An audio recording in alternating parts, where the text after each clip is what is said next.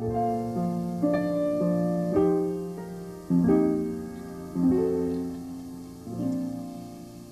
made me love. Hello, welcome to the GenXplainers podcast. I'm here with Mike and Al. Say hi, guys. Hello. And today we have a special episode where we're honoring and remembering and discussing an entertainer who passed recently, Diane Keaton. And arguably not just a icon for her acting or filmmaking, but also for her style. And we'll talk about that. And also, she was a really good singer too. We're going to talk about a lot of stuff. Let me start it by saying, what question can I ask? I mean, obviously, you guys know who Diane Keaton is. We know who she is, and she was coming into gaining her fame and coming into the culture in the 70s when we were sort of also seeing things in culture. So she was a big part of it for me. I'll get into more of that in a minute. But she was certainly on the scene as I was growing up in the 70s and late 80s and all that for many reasons. Let's just give initial thoughts. And I'll just say that, well, that's what I'll say. She was kind of always there. And I always was impressed by her acting. And I thought she certainly, when I saw Annie Hall, and we'll talk more about this, her style was very intriguing. And I thought it was kind of cool. And I thought she was very pretty. But how about you guys? I mean, do you remember like when Annie, I call her Annie Hall. Do you remember when Diane Keaton was kind of coming into the mainstream culture and the media and everything when you were younger? Or when did she, come into your focus? I mean, for me, just because of our age, I felt like she was just there. Like it was not like I didn't have a sense of her. Oh, wow, there's this up and coming actor. To me, it was like, oh, she's in all these movies and she's great. Yeah. And she's funny. And again, the style component, that she had this unique style that at the time I didn't realize it, but had affected women's fashion for a period of time in the 70s, where all of a sudden this kind of tomboyish kind of look became popular. Yeah, the tie and the vest. And the hats. And the hats. How about you, Mike? Yeah, I'm with Alan. I don't think I really thought of it that way when I saw her. It's more like, at that age, I'm kind of like, okay, I'm just watching a movie and I recognize her kind of thing, that kind of stuff. So I didn't really know her as like I do now, like Diane Keaton. It's like, oh, Diane Keaton. Yeah. So she started her acting career actually in theater. She was in a Broadway production of Hair. And then she was in a play by Woody Allen called Play It Again, Sam. So she, broke onto the scene there. And obviously because it was Woody Allen's play, she caught the attention of Woody, obviously. And they wound up doing 8 films together over the period of time. Including that one. Including that one, yeah. So they did do the film version of Play It Again, Sam. And the funny thing was, I mean, when you think about it, she did Play It Again, Sam, and then like her next role, or maybe the same time they were filming, it was 72, she's in The Godfather. Yeah. Now, I guess, they didn't know that The Godfather was going to be arguably one of the, if not the best American film ever made. But that's kind of an amazing little quick trajectory for her, I mean, the part of Kay, Michael Corleone's wife. I'm working for my father now, Kay. He's been sick. Very sick. But you're not like him, Michael. I thought you weren't going to become a man like your father.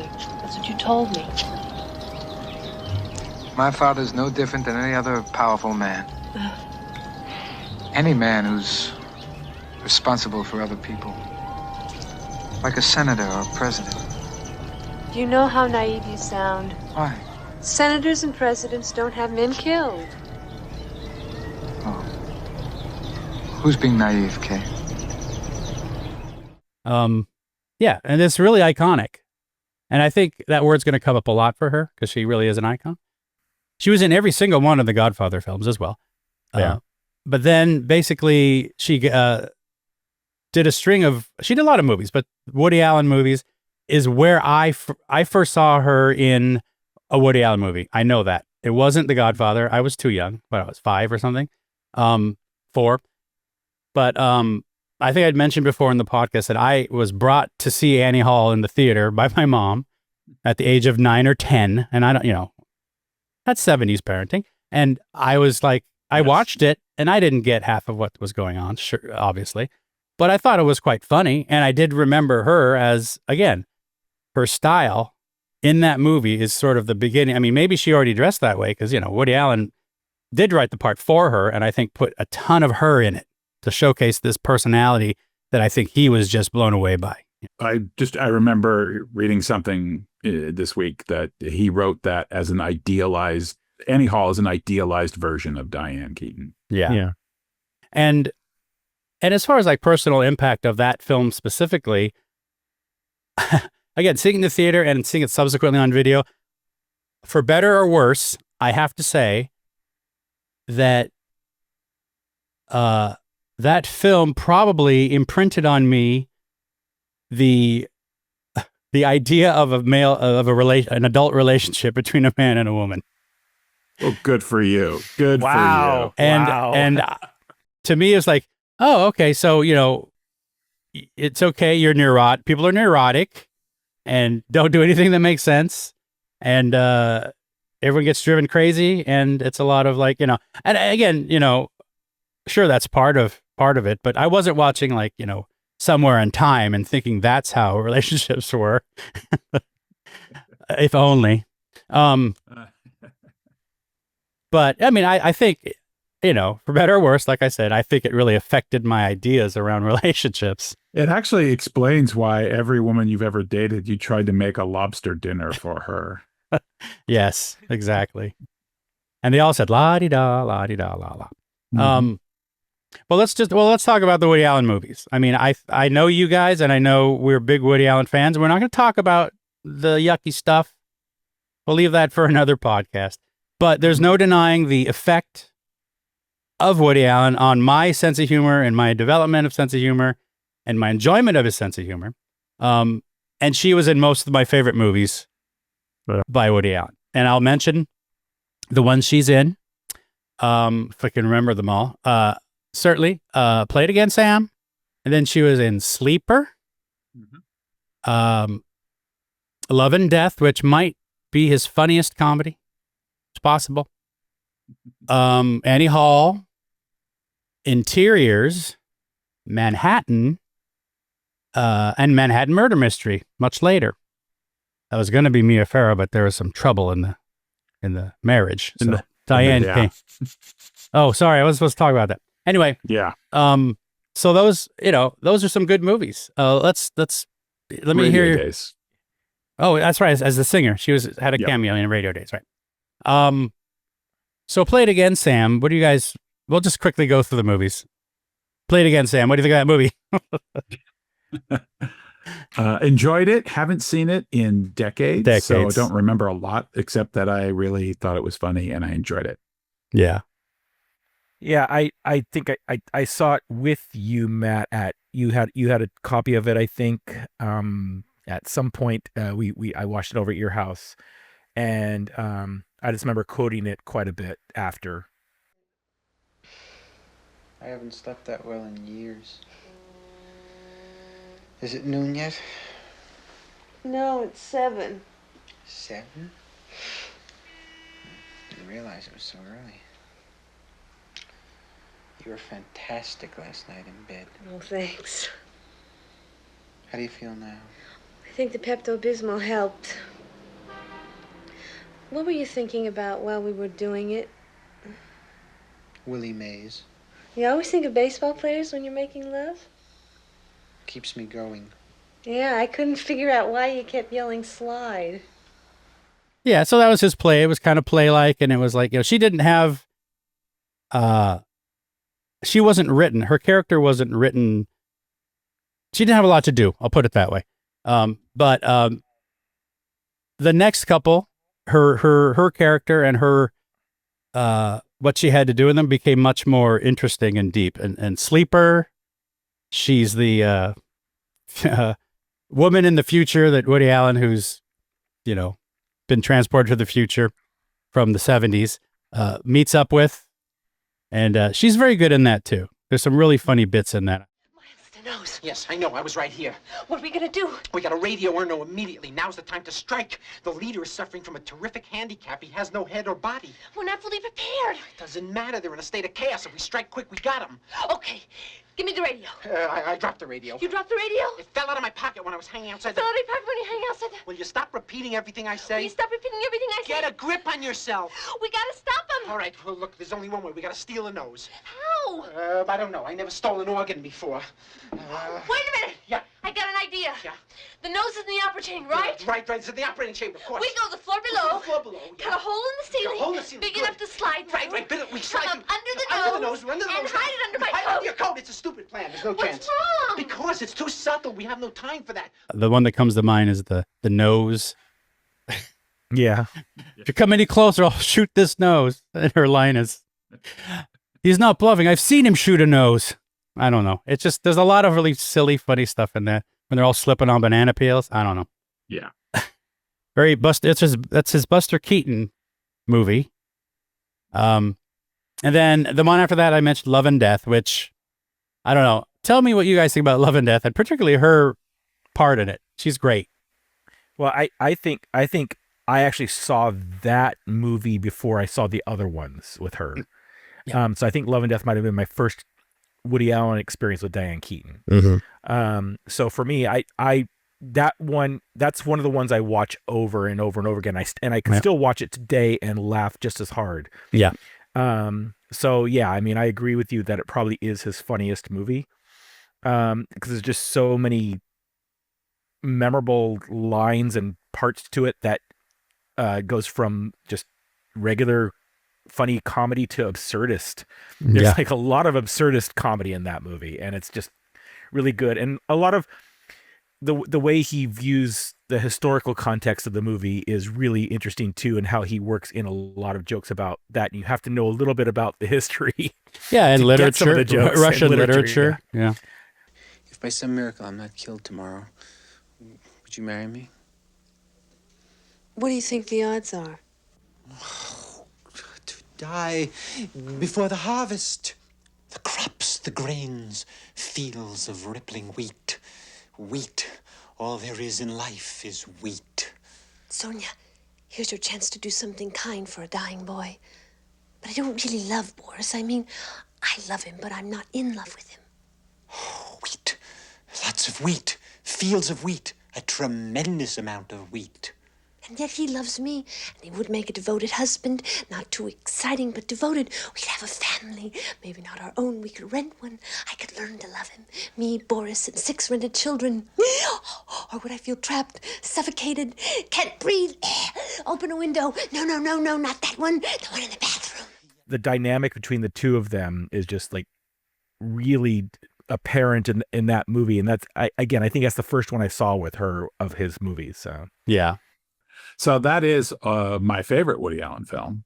It is not the first one I saw with Diane Keaton. The first one I saw with Diane Keaton, I think, was Sleeper, like it was on TV or something. And I remember being young and not getting quite all of the jokes, but enjoying it. But with Love and Death, I have also seen that movie over and over and over. There are, again, indelible lines delivered by her. Of course there's a God. We're made in his image. You think I was made in God's image? Take a look at me. You think he wears glasses? Not with those frames. That is a great line. Great line, well delivered. And then, as a brief aside, there is a scene where he's wearing a ceremonial sword in his soldier's uniform, and he turns around and he touches bows, a woman right? with the sword, and he says, "Oops, goosed that lady." Boris Krushenko. sorry.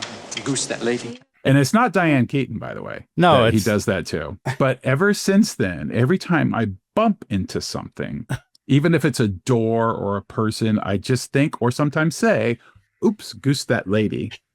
And one time, as God is my witness, I did that. I was in the San Francisco Museum of Modern Art. I bumped into a woman. I said, oops, goose that lady. And that woman was Diane Keaton. I swear to God. I believe you.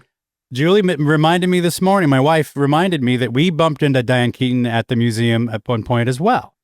She must have been there all the time because, Yeah. and then she was saying like, yeah, we recognize her because of her clothes. We looked and went, oh, look at that woman dressed like Diane Keaton. Oh shit, that's Diane Keaton.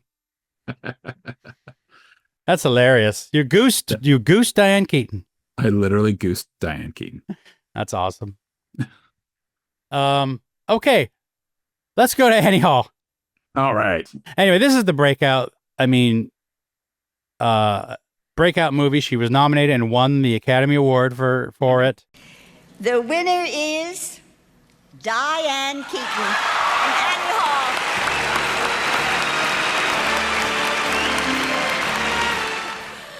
I'm very honored to have been nominated with actresses like Jane Fonda and Shirley MacLaine and Anne Bancroft and Marsha Mason. This is something. Anyway, Annie Hall was a wonderful experience for me, and I just would like to say thanks to Woody and thank you. Thank you very much.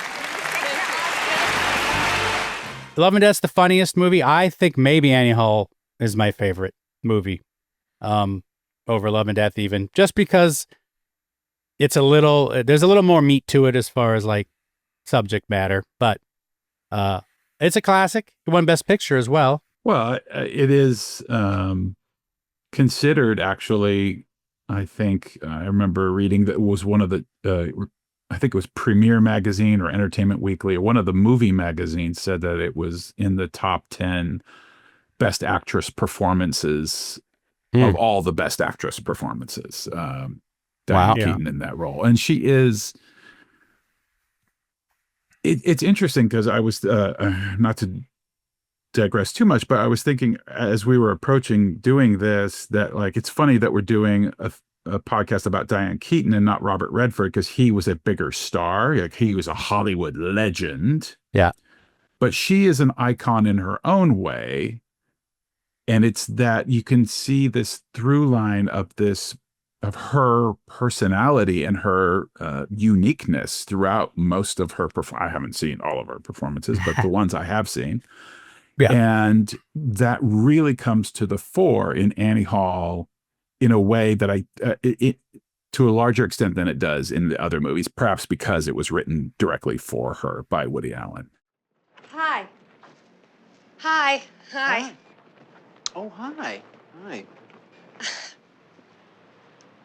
Well, bye. You play very well. Oh, yeah? So do you.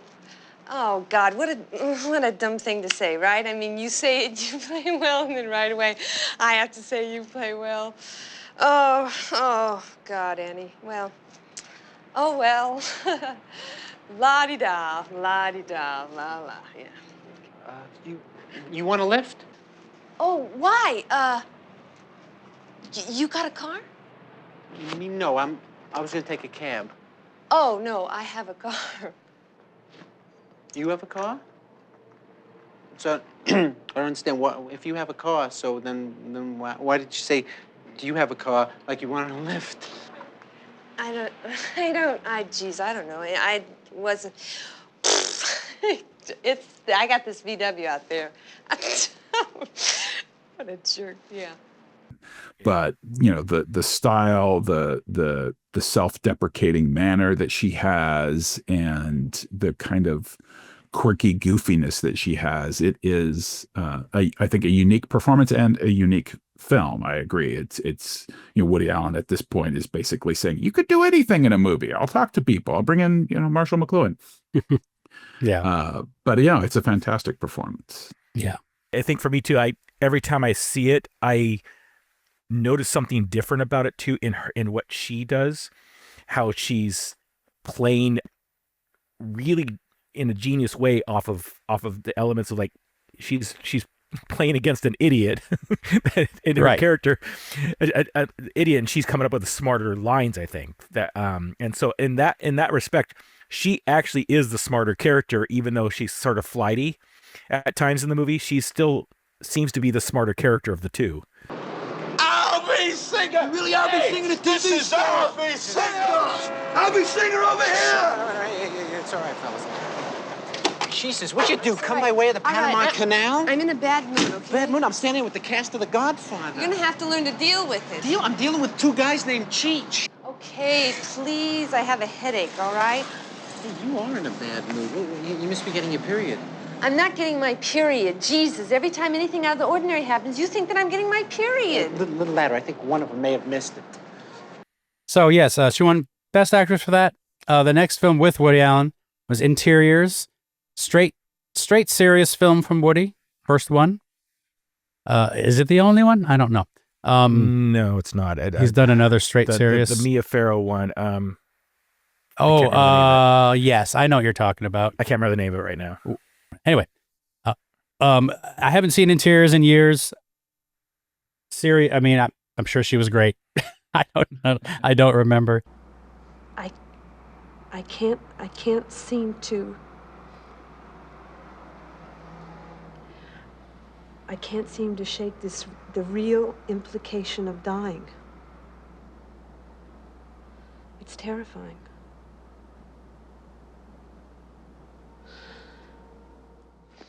I don't know if you guys remember Interiors at all, or her specifically in it. I don't have a memory of her in it because I have not seen that movie. Okay, there you go. Yeah, I mean, I remember everyone was good, so I'm assuming she was too. Another Woman was the other one. Another Woman, that's right. So let's go to Manhattan. Manhattan, another huge, it's a pillar of the Woody Allen films. Yeah. Her character here is a little more nuanced. That she's sort of a New York socialite, intellectual, a little bit more, I don't know. She's more worldly, obviously, than Annie in the beginning. And she is, almost as neurotic as he is. We were downstairs at the Castelli Gallery. We saw the photography exhibition. Incredible. Absolutely incredible. Really, you like that? The photographs downstairs Yes, at the Castelli downstairs. Gallery. Great. Absolutely great. Did you? No, I really felt it was very derivative. To me, it looked like it was straight out of Diane Arbus, but it had none of the wit. Really? Well, we didn't like him as much as the plexiglass sculpture. That I will admit. I mean, Really, you like the plexiglass, huh? You didn't like the plexiglass sculpture either? Oh, that's interesting. No, I don't know. It was a hell of a lot better than that steel cube. Did you see the steel cube? Yeah, that was now that was brilliant to me. Absolutely brilliant. The steel cube was brilliant? To me, it was very textural. You know what I mean? It was perfectly integrated, and it had a marvelous kind of negative capability. The rest of the stuff downstairs was bullshit. She's great in this too. And of course, that scene when they're together in New York and that end up sitting next to the bridge. Yeah. Iconic. Yeah. What do you guys think? Okay. Silence. Never mind. No. No, it's a great movie. Yeah. And it is visually arresting at times as well. Yeah. Her performance is, it's so funny because I think of Annie Hall and then I think of this, and it's in some ways like she's moving away from just playing herself in a, like a idealized version of herself, but so it's more acting, but it's less iconic to me. I don't know. Yeah, sure. I remember really loving the movie a lot. I haven't seen it in such a long time that I can't give you specifics. But yeah, I mean, I remember especially I think I was studying film at the time when I first saw it. And so like, of course, the cinematography, it's amazing. And all this stuff that they do with that movie. I can't tell you specifics about the performances and stuff like that, unfortunately. Yeah, that's okay. And then she returned years later. I don't remember what year it was, but Manhattan Murder Mystery, at least 7 or 8 years later, I think. I don't know. Look it up, folks. And yeah, that was a funny one. She was good in it. Again, I haven't seen it in a long time. I just remember, the old it was fun to see the old chemistry again. Woody Allen plays pretty much the same character in every movie. No, wait a minute. No, he was with this young model type, and they were talking about money. Well, so what? So that's a motive. What? Hey, listen to me. Come here. What are you talking Come about? Here. Wait a minute. Come here. Look, What do you look, mean, I've been Larry? thinking about you. What do I you think mean? you got to see. You got to go back to your shrink. I want you to see Dr. Ballard again. Larry, I went for 2 years. Yeah, I know, but Just you know how General Motors will recall defective cars? You got to go in for a tune-up. We'll be in and You out got in 5 minutes. No, honey. no. Only... I'm telling you, I'm your husband. I command you to sleep. Well, sleep. No, I command it. I command it. Larry, sleep. all I can tell you is if this had been a few years ago, you would have been doing the same thing. Because if you recall, we solved the mystery. Yep, we solved the mystery once. Remember, it was the noises in the attic mystery. The country house, the bluebird. I That's know, right. but that was a sweet mystery. This is murder. You agree, right? No, it's murder, Larry. Look, no, I forbid you. I forbid you to go. I'm forbidding. Is that what you do when I forbid you? If that's what you, I'm not going to be forbidding you a lot if you do. It's kind of like Only Murders in the Building, I think. Maybe there was some some inspiration there. But yeah, it's a cute movie, fun movie, and it was fun to see them together again. Yeah, I think that's a really funny movie. I've seen it a few times. That again, the chemistry. It's almost like they didn't have a break of making movies together. It seems so natural that they're back together again. Kind of yeah. Oh yeah, for sure. The vibe, the chemistry between them. I feel like it was like Love and Death. Annie Hall. Like it's the same energy between them. Yeah, especially like those scenes you mentioned, like when they're in their apartment trying to theorize about who possibly, how this could have happened. It's fantastic. It's a thoroughly enjoyable movie. Yeah. So that's the Woody Allen section of the Diane Keaton story. Yeah, she's in a lot of films, and I haven't really seen a lot of the later second half of her filmography. There's a list of a few notable ones that I either have seen and really like, or are noteworthy in some way. And there's like 10 of them or something. And I'm just going to run through. So yeah, other notable films. Looking for Mr. Goodbar, that was also in the 70s. But that one I remember. That's a kind of a dark one, folks. But she's really good in it. And that's a very interesting movie, especially in terms of what it said about women's feminism and women and promiscuity, I guess, and just women owning their own bodies. It's almost like it felt, even at the time, maybe I saw it several years after it came out, but it felt like it was kind of, see what happens or something. I guess it was based on a true story, but see what happens when women don't stay in the home or something. And I thought that was kind of weird, but maybe I was just reading into that. I was suspect or something. Have you seen that movie? I haven't. No, I have not. No, it's pretty good. She's really good in it. I'll say that. Of course, Reds with Warren Beatty, his film, really good. Yeah. She plays what's the author's name? Louise Bryant. Yeah. Do you remember anything about that one? I just remember a lot of. It's been a long time since I've seen it, but I remember thinking it was an amazing film. I'd like to watch it again. Actually, I remember it being really good. Isn't it like 4 hours though? That's nothing nowadays. I guess. That's like an Avengers movie. Well, you've become quite the critic, haven't you, Gene? Just leaned back and analyzed us all. Duplicitous women who tout free love and then get married. Power-mad journalists who join the revolution instead of observing it. Middle-class radicals who come looking for sex and then talk about Russia. It must seem so contemptible to a man like you who has the courage to sit on his ass and observe human inadequacy from the inside of a bottle. Well, I've never seen you do anything for anyone. I've never seen you give anything to anyone, so I can understand why you might suspect the motives of those who have. But whatever Jack's motives are, how... I seem to have touched a wound. You're a wounding son of a bitch, and whatever I've done to you, you've made me pay for it. Jack Nicholson, by the way, plays Eugene O'Neill, and he will be in a movie later for which she's nominated for an Academy Award. We'll get there. Anyway, just quickly, she was in the movie Shoot the Moon with Albert Finney, which is an interesting movie. Crimes of the Heart, Sissy Spacek and Jessica Lange. Yeah. I don't remember that movie at all, but I remember the name. but I don't remember anything about what happens. I don't even know if I saw it. I remember seeing it. You did I see just it? don't remember. Yeah, I can't tell you too much about it because I only saw it the one time. So Yeah. Let's see. Baby Boom. That was a big one for her. She was very good in that. It's funny. James Spader gets to be in there all creepy and slimy. I'm turning the food chain over to Ken. No.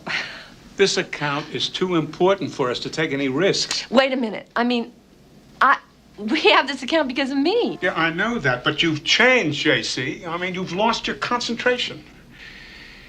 I don't know, you've gone soft. Fritz, a baby came into my life, and it's taken me a few weeks to adjust, but I'm over the hump, and I'm back. Look, I need a solid team on this thing, and Larrabee feels comfortable with Ken. No, I think it's for the best. I'm putting you on the Ferber dog chow account. Oh, I see. I thought that I was going to be a partner. That's what I thought. Well, maybe next year, after things have cooled down. did she direct that one too? Baby I don't. Boom? She didn't do Baby Boom. Okay. I don't think she did Baby Boom. But that's a good segue, Mike, because what she did direct was a documentary called Heaven, where she interviews people about, I guess, their idea of heaven. I did see it, but it was like, again, decades ago. Death is an illusion. Yeah. Yes, I believe that there is such a thing as heaven. Oh, absolutely. No question. Angels flying around, about 12 angels. Just like New York, Chicago, Miami, it's a city. It's like all white. You're just kind of alone in this bright white place eating marshmallows. But she did direct that. She directed a few. She directed Unstrung Heroes. Yep. Andy McDowell's in that. Yeah, don't know. Oh, John Turturro. I've seen it. Don't remember it. And as a director, she actually did music videos too. She directed Heaven is a Place on Earth by Belinda Carlisle. And TV series. She directed episodes of China Beach. And I did not know this. She directed an episode of Twin Peaks. I did know that because I remember like, coming up on the screen and we both went, ugh. Oh, okay. See, I hadn't remembered that. Yeah. Powell was Caroline's maiden name. Do you think this Powell is a relative? No. Earl's playing the game according to his own rules. Every move he makes sends a message. The fact that he chose the name Powell tells me he hasn't forgotten a thing that went on between us. So whenever he takes a piece from board, someone dies. I'd never beat him, Harry. Coop, if you got a need for a chess expert, we got one of the best right here in town. And of course, Father of the Bride films, which I have not seen, but I know she's in them with Steve Martin. Yeah. Well, she's good in those, and they were very popular films. And you know, it's more mainstream film. Yeah. But it's very good. All right, George, what's the problem? Do you want to leave? Do you? No, I like him. I think he's going to make this a beautiful wedding. Don't look at me. You guys decide. Give the man a chance, George, please. Annie, do you like this cake? It is incredible, Dad. Well, all right. I But know. look, let's just... We were going to, George. We're going to hold things down. We won't go nuts. No. Thank you. First Wives Club, which I have not seen either, but was big. Very big. Bette Midler, Goldie Hawn in that one. You don't own me. Don't try to change me in any way. You don't own me. Don't tie me down, 'cause I'll never stay. I don't tell you what to say. I don't tell you what to do. So just let me be myself. That's all I ask of you. And then there was a movie called, and I haven't seen this and I hadn't really remembered it, called Marvin's Room. Yeah. Yes. With Meryl Streep and Leonardo DiCaprio. Yep. I did see that. It actually is a great movie. And she is nominated. She was nominated for that one for actress as well. Yeah, she was really great in that movie. What are you staring at? My goodness, oh my goodness. Oh, look at you. What? Oh, just look at you? Oh, God, are you that old? Because how old does that make me then? Oh, why? I look old? Well, you're a lot older. Yeah. But Well, you look really good, though, Bessie. You do. I like your hair. this is a wig. It's from my chemo. Yeah, well. And she was also nominated for Reds, by the way, if I didn't say it. So those are the 3 so far. And then the next one she was the next one she was nominated was Something's Gotta Give with Jack Nicholson. Mm-hmm. I did see that one in the theater. I remember it being pretty good. I don't remember much more. You said you can't imagine what I think of you. Oh, yeah, you don't have to answer that. Okay. I mean, if you had an opinion, I'd be curious. Will you tell me first why you only miss being married at night? Well, the phone doesn't ring that much at night, and the whole alone thing happens at night, and sleeping by myself took some getting used to, but I got the hang of it. You gotta sleep in the middle of the bed. It's absolutely not healthy to have a side when no one has the other side. Now I'm convinced that what I think about you is right. You're a tower of strength. Oh, Try not to rate my answer. I'm sorry. I think it's really good. She has great chemistry with Jack Nicholson. She has Mm-hmm. great chemistry with Keanu Reeves. Oh, that's right. I think it's a really good movie. Yeah, Something's Gotta Give. Mhm. And then just a couple more. The Family Stone, I remember the name. I don't think I saw it. She's in that, but she's... I did. I can't tell you much about the movie. I did see it. I don't remember it very well. Yeah. And then just one last one, Finding Dory. Alan is going to say... Oh, okay. Oh, did you see that? I haven't seen it, but I have been told by my wife that I will see it this year at Christmas time, and that it is one of her favorite movies that have Diane Keaton in it. Oh, okay. Well, awesome. You have to let us know about it. I will. That'll be a whole podcast. And then as a final mention, Finding Dory. Dory's mom. I didn't even know that. I didn't see in the credits. Oh, well, that's right, dear. Do you think that you could find me another shell? Like a shell? Again, this is a drop in the bucket, drop in the ocean. Maybe not that much. She's been in a lot of movies. Also, I mean, she rarely did talk shows, late night talk shows, but when she did them, was some of the funniest stuff I've seen. She would show up on Letterman. Letterman, yeah, I know. I mean, she'd be like trying to leave the stage. He's like, no, hold on. You don't have to go anywhere yet. She was one of the few people that would flummox Dave, but not in a way that got him mad. But you're not from New York. You're from California. I'm not feminine? No, No, you are. I said. You didn't say that. I'm sorry. I said you're not from. I have some hearing issues. I'm sorry. You're not from New York. I'm not from. Oh yeah. No, I'm not from New York. Right. That's what I hear. You're from Southern California, right? Oh yeah. Fascinating. Yeah, and. But did you move to New York early on? I moved to New York. All right. Yeah, I did.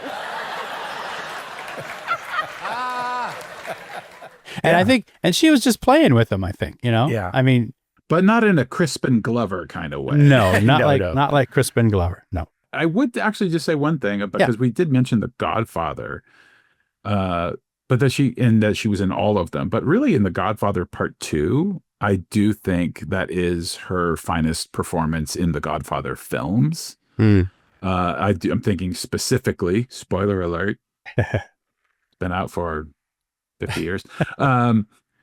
Just the scene where she's confronting Al Pacino as Michael Corleone about the baby that they lost, and that it was not in fact a miscarriage. I mean, that scene is I think is well performed, obviously on both parts. Yeah, but is really in that movie. I think in the first movie she's kind of like our as the audience, the window into this world, but I think she has more. She's doing more in the second one, and it's a stronger performance. I think it's actually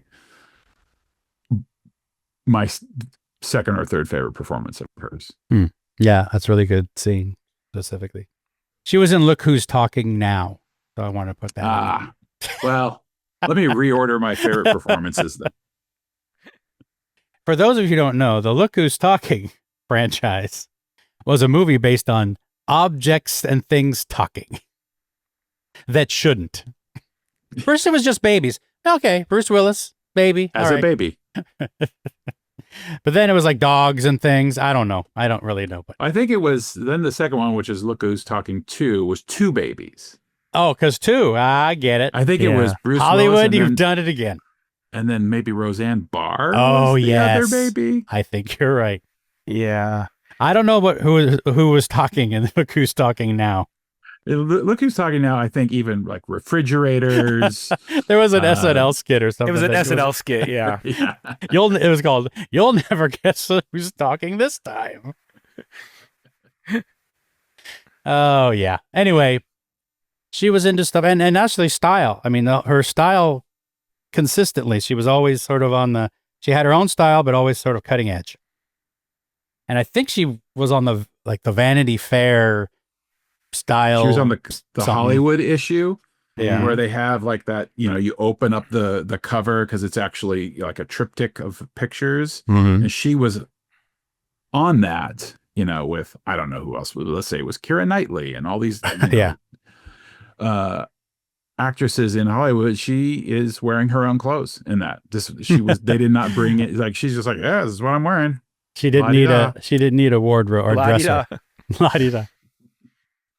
Yeah. And then just the final mention, she also was a very talented singer. Yeah. And when she was younger, she actually had ambitions to be a professional singer and have that be her career, I guess, before she got into acting. But you can see her singing in a lot of these movies, memorably Annie Hall. So, multi-talented. And she was pretty amazing. Google, and you could find on YouTube some of her performances, like just live performances of singing. And she had a really good voice. Really good voice. Yeah. Yeah. So and also edited a book on clown paintings. Not lying, not joking. Renaissance woman. Yes. Yeah. All right. Well, before we wrap it up, anything else you want to say? I mean, I'll just say she's an icon. She was an icon and very talented and loved her. 2 F's.